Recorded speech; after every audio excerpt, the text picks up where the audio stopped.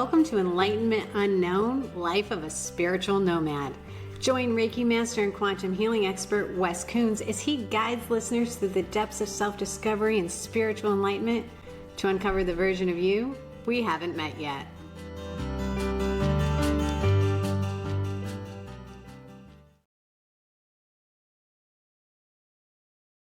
Welcome to Enlightenment Unknown, Life of a Spiritual Nomad. My name is Wes Coons, and welcome back to the show. We have Lakota OneHeart in Virginia Beach on the show at my world headquarters right now. Hey, Lakota. Hey, Wes Coons. How are you doing, my spiritual nomad brother? I'm doing good. Thank you for coming on the show. And I had some questions. Sure. So we've been doing this show for a while. And we went through the whole haunted house stuff, and now we're talking about what was next. And I got to be honest, I recorded an episode with Eric the other day, and I was talking about how broken and stuff I felt. And I came to the realization that I just can't talk about that anymore. Absolutely, because as we speak, it becomes again and again and again. We have to let go of whatever opportunity that we've learned from something, that we've learned it. We don't have to embrace it again and again and again in our life to say that, do I have to keep learning this? Is this my life now? No. No. Yeah. It just doesn't feel part of me. It's not. Yeah, I'm not that person. I'm so freaking far down the line. Yes, you are. You don't have to keep wallowing in a mud puddle and make it deeper into quicksand. Mm-hmm. We did a lodge this weekend, and one of the things I was thinking about when we were in there doing that work is You're new. I am new. I think I have had a hard time stepping into, I didn't realize this until this weekend, I was having a hard time stepping into who I am now, because I was still holding on to that sadness and allowing myself to smile and experience the joy that I keep saying to myself I don't have, but I do. You're worthy of the joy. You've already taken the lessons. We don't have to keep redoing the same lesson over and over and over again to make us embrace something that's already been done. We're stepping into a new path, a new walk in our life, and we become empowered by every step we take. Do we have to step backwards to go forwards? No. Stand still a second and embrace yourself in your light and your love and your joy that I see in you, Wes Coons. Stand tall, because this is who you are to me. Thank you. I appreciate it. That's how I see you. That's how I see you. I see you walking a path of personal enlightenment, personal power. And in this enlightenment, with this power, I see you becoming the joy for our whole planetary existence into the new walk, the new alignment, the new way that humanity can walk. And we can walk in peace. We can walk in love. And we can get past our own shit and basically look back and throw some flower seeds on it if you have to wallow in it. So at least it will grow up into something good. So throw seeds on the shit, huh? Yes. Seeds of letting it go. I'm going to do that. I didn't really share with you, but I got a lot out of the lodge this weekend, so thank you for allowing me to participate in that. Oh, Wes, every time I come and when I do my lodges, you have always embraced this work that I've dedicated my life for. And you've embraced me as a brother. And he, by the way, he's my baby brother from many lifetimes, and I'm so glad I found him. And I give thanks for how he came to my farm for a healing. And damn it, he flew out of his body where I had him dig his own grave and bury his little butt. And I was sound asleep, and here he goes flying like a shooting star, and he's not ready for the cosmos yet. And so I went after his butt, brought him back, got up out of my bed, went over and threw dirt on him, told him stay there, till he learned. And he's ready. He's ready to fly high. He is going to be the beautiful white condor that does the circle of taking out the negative energy on our planet and bring in the light that has to be here, not all clouds of darkness. Thanks, Lakota. That's very kind. I appreciate it. And if you don't know what she's talking about, that was part of the show where we did the rebirthing ceremony and I left my body. Yeah, he surely did. She's like, hey, I want you to ground to the earth. And I'm like, fuck that. What does this star look like? And I left. Yep. And I hauled his ass back because I was sound asleep and I was keeping an eye on him with part of my consciousness. But the rest of me has to rest because he was in ceremony. Plus, I have to be linked to him in this ceremony. But I also need rest. I can't stay awake 24/7 for 4 days. And really help him, I have to do my work on both sides, the spiritual side and the physical side. And I know how to take care of myself, but damn it, he flew right on out. So I went after his butt, brought him back, stuck him in his body, and threw dirt on him and told him, stay there. And he did. He did. He minded. Well, I don't understand a lot of the work that you do. I don't understand how you work on people when you're asleep. I know I do that. I've experienced it. I just don't know how to make that be more of a conscious thing. You have to work on that through lifetimes, Wes. This comes about from lifetimes of work in this. I was born this way, and part of my childhood was very, very, very caustic for any baby. Mm-hmm. I was put into a crib with a roof on it. They just keep me from getting out and treated somewhat like an animal, which taught me to sleep and leave my body for fun.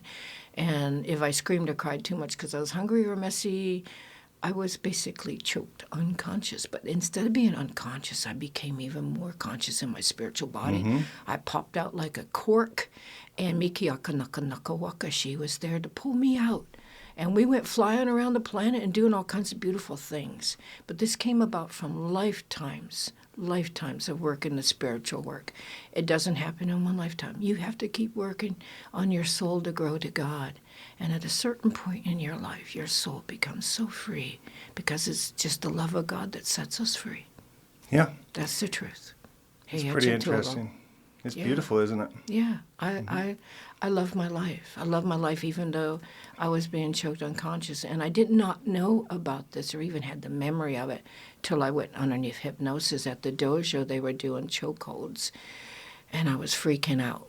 And Curtis, my Shihan, at Curtis Push Karate Club back in Rosemont Road area, and I think that's Virginia Beach Boulevard, if I remember the roads correctly, came to me and stood me over to the side. He says, what's wrong? What's wrong? I says, I don't know. He says, something happened to you.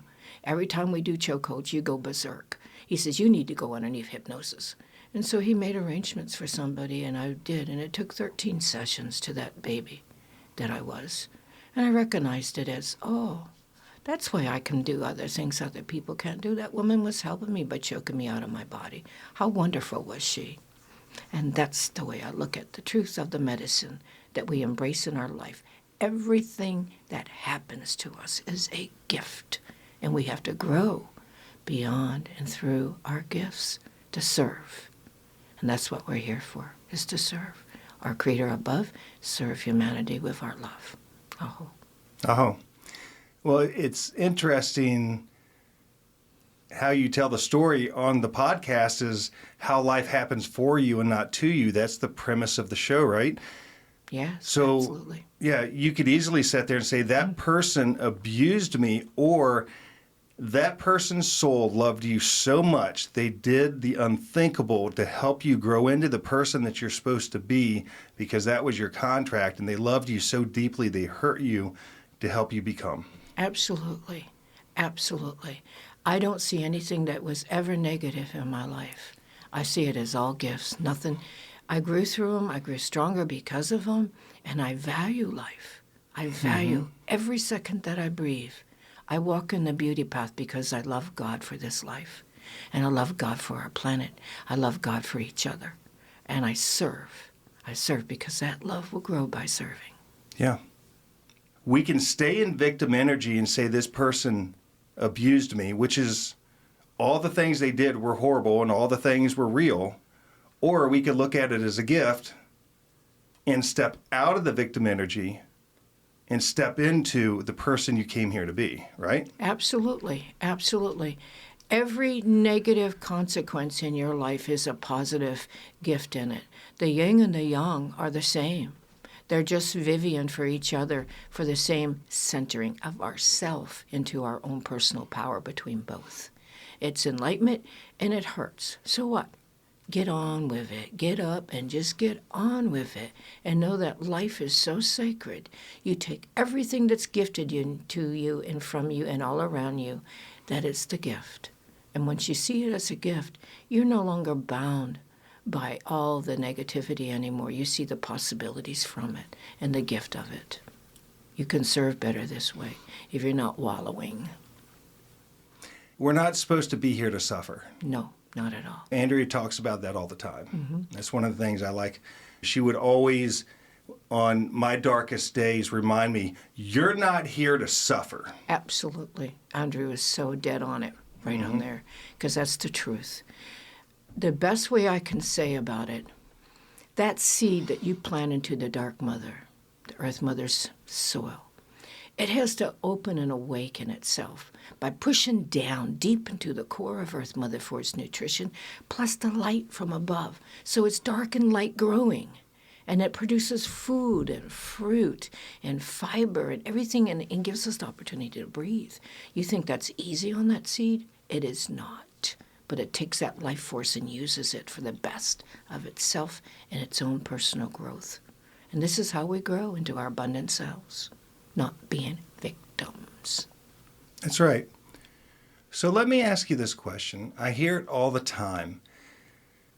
People come and ask me, I've got these gifts, I don't know what I'm supposed to do. I don't know where I'm supposed to go. I don't know who I'm supposed to be. What would you say to that? I would say make a list of your gifts and see where they point you in the direction of your own personal compass, and ask God for help and your ancestors to come in and guide you.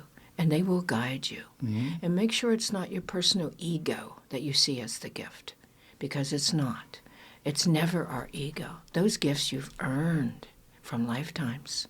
If you have a gift that you can give a message to somebody and it's absolutely on target, and God gives you that enlightenment and that person comes to you and asks, then you gift it. And I've been taught by my ancestors, I cannot give everybody my messages unless they ask.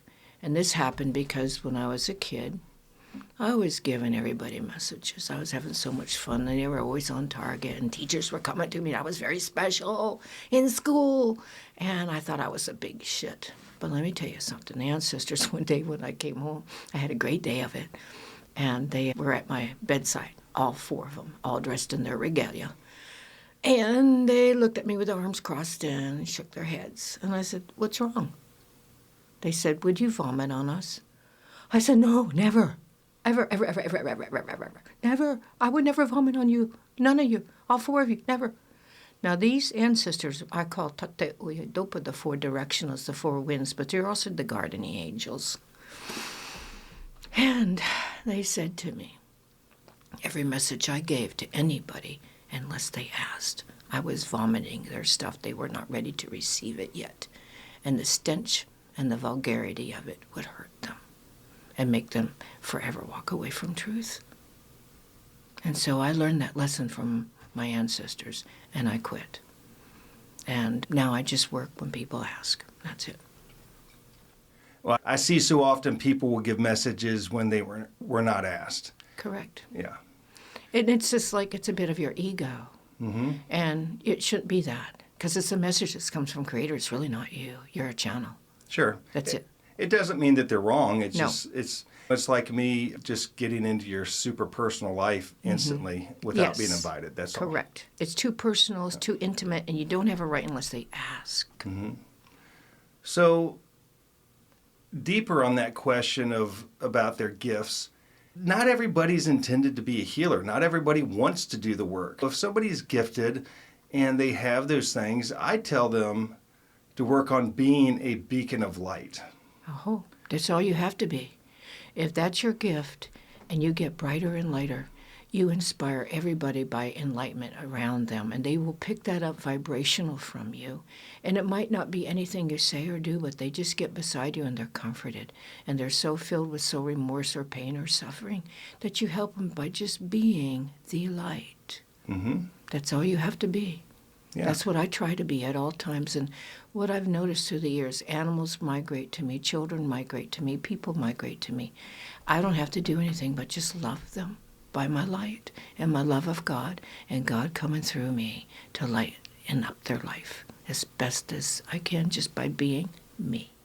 My interpretation of being a beacon of light, so just for clarity for people, is doing that deep self-work.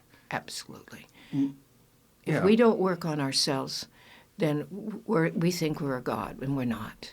Mm-hmm. We are not. We are part of God, but we're not God. It's like a drop in the ocean thinks it's the whole ocean. Yeah. Yeah. Well, it's I have enjoyed the journey, even though it's been painful at times. But the reality is, I'm not the same person I was 37 minutes ago. No, neither of us are. Neither am I. Yeah. We have to grow, continue to grow into our abundant selves, Mm-hmm. which means into the enlightenment. We are that root, that seed that opened up into the ground, pushing and taking from what we need from our earth and mother herself, and the deep and darkest caves of our own unenlightenment to push up into the sunlight to become enlightened beings and use both. Both. We are the negative and the positive. That gives us the charge of that love of God. Yeah. And I got to be honest, there's a lot of times I don't want to do the work. I wanted to go to the lodge, but then I didn't want to go to the lodge. Then, we're in the lodge and my back was hurting and I didn't want to be there. And I'm like, there's something here for me, even with this physical pain. Absolutely. It was to receive a blessing. Mm-hmm. And you did. I watched you. Mm-hmm. And I watched you play with your watch to make little moonbeams in there. My watch lights up, right? And so if you're in the sweat lodge, it's pitch black, and I'm being a smart ass. I said, look at the orb, and I'm moving my arm all around so you can see my watch. He was like a 5-year-old little boy that had a toy in there. It was funny. But I think this week I've just received so many blessings. I shared on the podcast in the last 10 days, every ex-girlfriend I've had since I left my wife 12 years ago, or she and I got divorced, reached out. And the last relationship was the most painful one for me. But there were so many blessings that came out of the correspondence through email with that individual.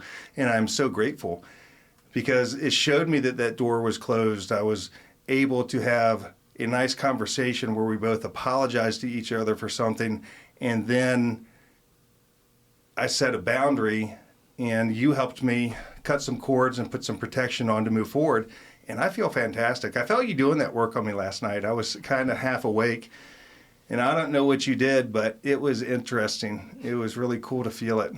Well, I work in my dream body quite a bit, and you gave me permission to help. And I never interfere unless I'm asked. That's the way I do my medicine. And I've learned in my lifetime that we can get in quagmires. And sometimes we need help to get out of the web of a quagmire because we're wrapped up in a cocoon by a big old spider that's got us. And it's going to take a little bit of finesse to get out of it, and finesse and care and love. And it's not that the spider doesn't have to feed, it does. Not that you don't want to be the food of the spider, you don't. But by golly, you can get free of that web if you so choose. And it's called the web of life. Mm-hmm. Yep. Well, one of the things I do on my first session with my clients is we call up the energy of past relationships from this realm, from other realms, and I go pretty deep with that. But I also pull up and remove the sexual energy from past relationships. That's a wise thing to do because every sexual relationship that you have, there's an exchange not just of energy of the fluids from your body and the quickening of the energy in your body into the orgasm. There is also a remnant that's left with you. And so you have to be very careful on who you share your body with and why. It can't be a take and just like quickening and jacking off. It's not that. It's even something more powerful than that. It is taking care of that energy of your body that Creator gifted us, long ago into creation force of bringing in enlightenment through our kundalini, our root chakra, all the way up to our crown. And if you don't do it with the proper intent, the proper way of the breathing and the loving of a soul, it becomes a quagmire in your lower chakras. You can't get past it. You become into sexual additions and addictive personality for sex. And that is a loss. If you work it in the way of the highest level, you will rise up into a super consciousness and a higher level of thinking with nothing but love, heart, and soul for everybody that you meet. And that's what it does with that quickening. That's why it feels so good, and God gave it to us as a gift to quicken our soul into our alignment with our very form, our body. Oh. When I was told by Sandra Grace, you remember Sandra Grace? Yes, I do. I miss Sandra Grace. I do too. She's like, oh, honey, when you have sex with somebody, you give them part of your soul. I'm like, fucking A, man. You can't do anything in this spiritual path. There's no drugs, no alcohol. You can't have sex, you know. No, you can have sex, but Yeah. it has to be with the highest intent. Yeah. It can't be just, I'm horny today and that person looks pretty damn good to me. Yay. Well, none of us ever did that. That's our growth. It's Yeah. our growth to get past into the higher level of our physical forms. And Creator gives us many lifetimes to continue growing. But creation is a prime directive. You see it all around. Animals don't think nothing about bumping. They're in the season, and here they come. And that's what happens. And I've observed that being a farmer all my life, pretty much.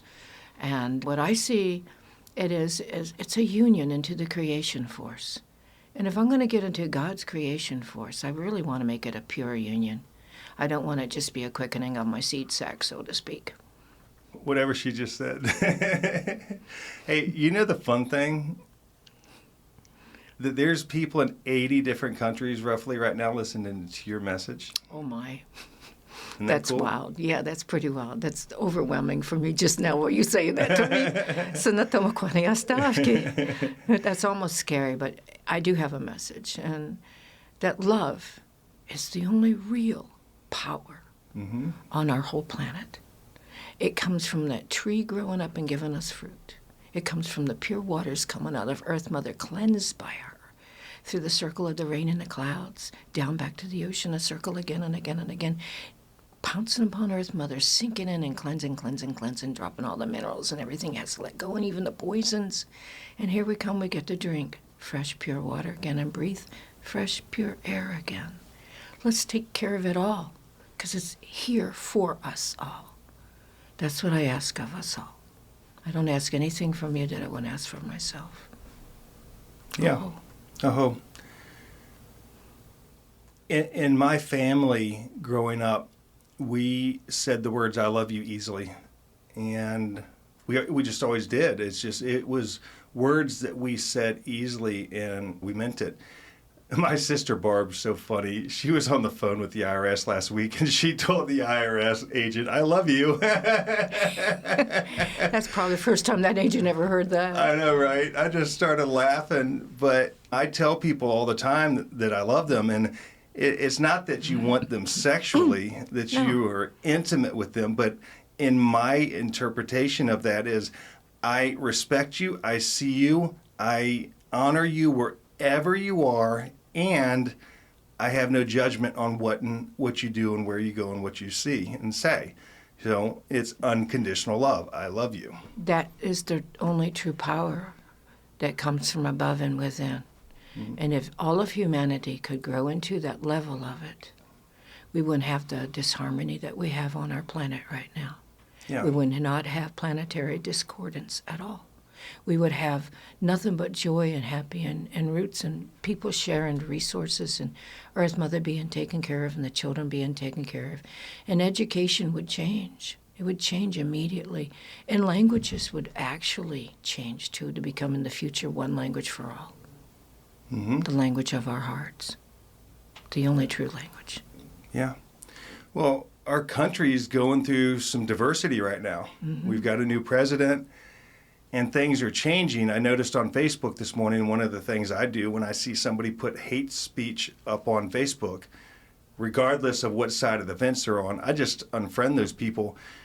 What would you say to the families and people around the world that might not like what they see? What should they be doing? Whenever I see a negativity, I don't feed into it. I don't take a side. I ask God, where's my highest level of love can hold this hate and this discontent and this discordance in people's souls, then bring them into the light of the new song. That's all I ask. And I walk away from it. I don't empower it. I will not empower it. With not my heart or my soul, I only empower the love of God. And that's where I go. I stay in that power as best I can. Best I can. Now, if I see somebody hurting an elder or a child or an animal, I will interfere. I'll stop them if I can. I might get killed in the process. Fine. I know what I'm supposed to do. That's how I see it. Well, you carry a knife all the time, so you just might shank them. It is a little bear knife that cuts the baling twine that comes around my rolls of hay on the mountain and the farm that I live on. It's also something that I use to cut because I'm 71 and my hands don't have the strength that they used to have, that I could just, or even my teeth, because I lost half of them when the horse kicked me in the head. So I just use this to do that little edge that I don't have anymore. I still have it. Yeah, I wouldn't piss her off, man. I am a martial artist. Yeah. And in learning from Lenny Jordan and Curtis Bush, I learned that power is only from within, not subduing or hurting another. The real power comes from how we stand tall with God and love again. That's it. Yeah, and I hear you had a conversation with Chuck Norris about letting women train in the dojo. Yes, I did, because Curtis said he wasn't allowed to teach the woman, and I felt like, I said, damn it. I talked to Chuck on the phone from Curtis's dojo. Damn it, Chuck, I said, I'm married to a cop, and he can beat me up anytime he wants. And, I mean, he can, and he knows how to without it leaving a bruise on me. He knows the joint locks and all the stuff and everything that I see learning. I want to learn this so I can learn to defend myself. And I spent close to 20 years training, and I'm going to tell you something about the martial arts. It's not about fighting. It's about stopping the fight, stopping the insanity, and walking in your true power. And what I've learned is most people don't try to hurt me or overpower me because they sense that power within. I don't have to fight anymore. All I have to do is block it and stop it with a little bit of a joint lock, and they'll stop their stupidity in action. And then they're in a little tiny bit of pain, but I'm not killing them or hurting them. Really, I'm just making them stop. And I say to them, stop this. Just stop it right now. Grow up. That's all I say. Then they run away. I understand. I'd run away from you, too. There's this one time I was talking to Lakota on the phone, and this state trooper pulled her over for not using her turn signal, and this female state trooper was being really rude to you. And I remember that trooper looking at her saying, "Why are you looking at me this way? Why are you looking at me this way?" I'm like, Lakota, don't mess with her.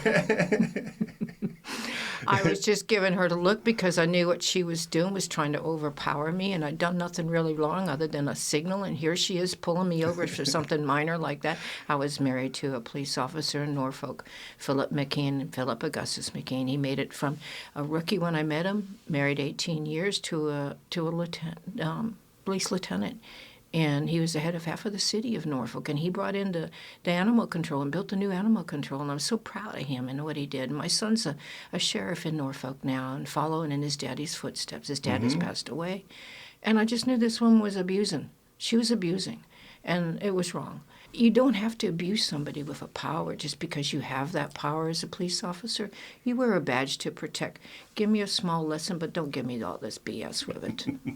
I'm like, I don't want to piss off a medicine woman, is all I'm saying. The medicine is truth, and the truth is God's love. I keep going to that over and over and over again. Never misuse that power, please.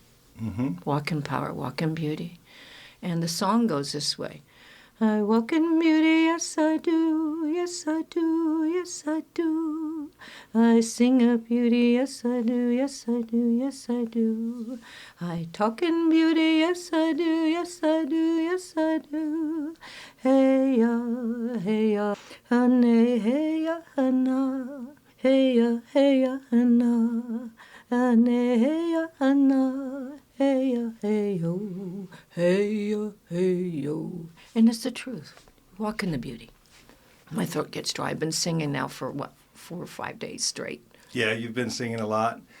Hey, what's the one song that we sing up on the mountain when the sun's coming up? Was it Glory to God? Mm-hmm. Glory to God, glory to thee, O God, glory to God, this day, 원간 tonga, tonga shila, wakan cha, wakiae. I always give my glory each and every morning. I have this mountain ridge that's a little bump straight across to a bigger bump and then a tower. And that's the electrocardiogram of the human heartbeat. This is where God put me. My name, Lakota Hasey, Washi Shante Alowan Fraser. Lakota OneHeart Fraser. The man who adopted me legally at 9's last name was Fraser. That's the heart fruit. I was born May 28th, 528. That is the heart's frequency. Then I end up on land that is the heart. God has a job for you. Go by your intuition and the love of God, and you'll never go wrong. You will walk in that power of love and beauty. That's the best I can tell you. I love that. I love that. So I guess that job that God has for somebody could be... It's their life's mission. Yeah, it could be they're not becoming a healer. They're not opening a bank. They're not changing the world, so to speak, on a world stage. But they're raising their family and helping their children become well-rounded and learning how to love themselves and honor their spouse and be kind to their neighbors and be a beacon of light, right? Absolutely. Everything that you find in your life while you're living that serves your heart to the highest level, that is God working through you. Mm-hmm. That is God working through you. And that's the way God works. We have to go to our highest level of our heart chakra. That heart beating has the 4 chambers. That's the medicine wheel. Mental, emotional, physical, the spiritual. Pumping the red blood by the breath of the white from the blue, becoming the purple, the highest color. The highest color. The joining of all 3. Yeah, it's beautiful. And if you haven't listened, last week we put out Lakota's message, so make sure you listen to that. And is there anything you want to leave the group? Anything you want to say before we go? Yes, I do. I want you to love yourself. Embrace yourself, just where you are. Even if you're not happy with yourself and you're angry at yourself and you've fallen into a pit, crawl out of that pit loving God and you'll get out of it, okay? You will get out of it. Turn around and open up that heart again that you've closed, that you're angry, that you're thinking life sucks, it's no good, It is good. It's beautiful for you. Look up into that blue sky with that beautiful sun that comes up every day and does its job.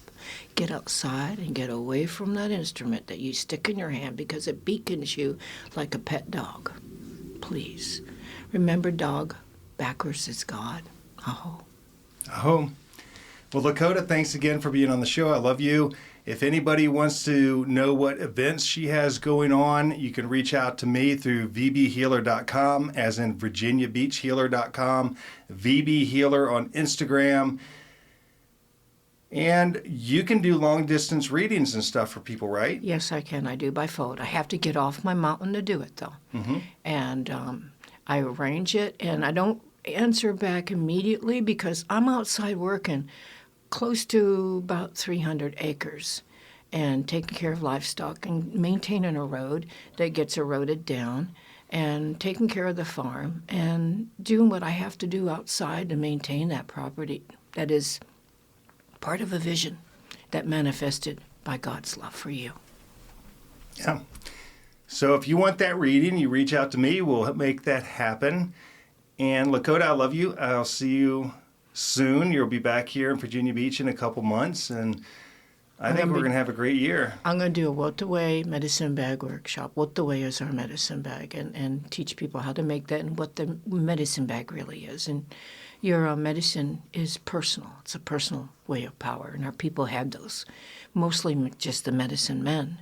But today's age and time, we all need our medicine, and we need it to be spiritual, and that's what a medicine bag is about. And I have a lodge, and the lodge is about empowerment again into you and letting stuff go so you can walk in power and not carry it around. Big giant boulders are mine. I'm so strong because of them. They're weighing me down. I'm sinking to my knees, but I'm carrying them. Let them go. Hantio tokahe. You clear the way in a holy way. Mm-hmm. Aho. So last question, because I don't know how to explain it to people. What is a sweat lodge, a prayer lodge? How do you explain that? What is it? It is a miniature womb upon our Earth Mother for you to rebirth yourself in. You rebirth in there mentally, emotionally, physically, to spiritually. It brings in the hot stones, and I put the medicinals on those stones, and I pour water on it. And that steam in there and that medicine that comes in for each lodge, which is a little bit different each time, gets rid of the toxins out of our body, the metals out of our body, and renews our spirit and our soul and our physical form in such a beautiful way that we walk in power when we leave that place, and we feast together afterwards. And it's an all-day journey. I give every part of myself for it for you. And it's an ancient ceremony from White Buffalo Calf Woman, Pete Shonwi O'Ope. And it's her guidance that I serve this particular ceremony of hers for you all. Aho. Aho. Lakota, I love you. Thank you for being on the show. You're welcome. Thank you too, Wes, for having me. You're welcome. Here pretty soon, Margaret's going to be back. We've got lots of great speakers and healers coming on board. And thanks for listening to the show. We'll talk to you soon. Doksha Kea.